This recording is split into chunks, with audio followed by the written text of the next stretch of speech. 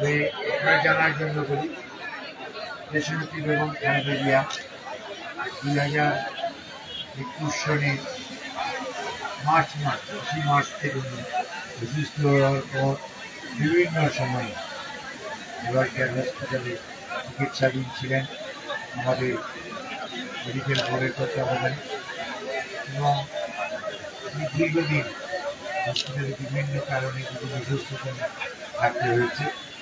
এখন উনি বাসায় চিকিৎসাধীন আছেন।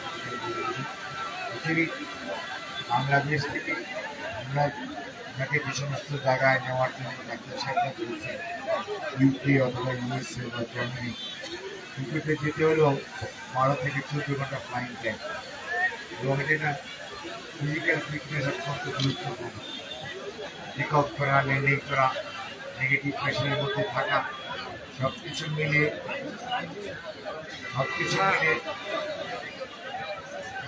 আপনার অর্গানাইজ করতে সময় লাগছে। প্রস্তুতিটা হচ্ছে ওনার শারীরিক প্রস্তুতি, চিকিৎসকরা যখনই বলবেন now she is fit to fly, তখনই উনি যাবেন। কাজে এমনি পত্রপত্রিকা বিভিন্ন কথা লেখা হয়, আমরা কিন্তু এগুলো কোনোটাই গণমাধ্যমকে বলি না। এটা স্পেকুলেশনের উপর অনেক সাংবাদিক বন্ধুরা বিভিন্ন নিউজ করেছে বা করছে। এটা হচ্ছে কি দেশের মানুষের খালেদা জিয়ার স্বাস্থ্যের প্রতি, খালেদা জিয়ার প্রতি যে মমত্ববোধ, তার প্রতি যে ভালোবাসা, তারই বহিঃপ্রকাশ থেকে এটা হয়।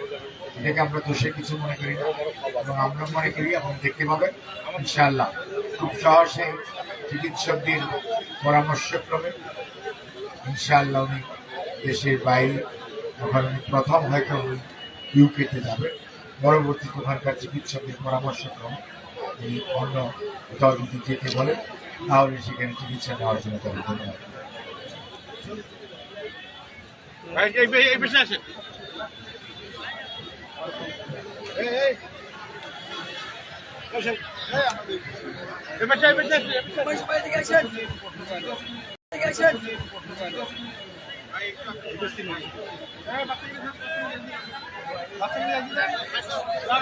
সম্মানিত দর্শকবৃন্দ, আজকের যে দুটি দলের খেলা পরিবেশিত হবে সেই দুটি দলের নেতৃবৃন্দের নাম আমি ঘোষণা করছি। রংপুর জেলা বিএনপি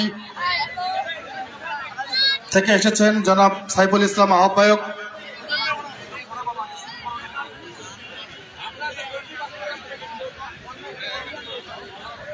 সাংবাদিক ভাইরা একটু প্লিজ সরে আসেন, প্রশ্ন অনেক সবাই আছে, পরে করবেন, খেলা চালু করতে দিন আমাদেরকে।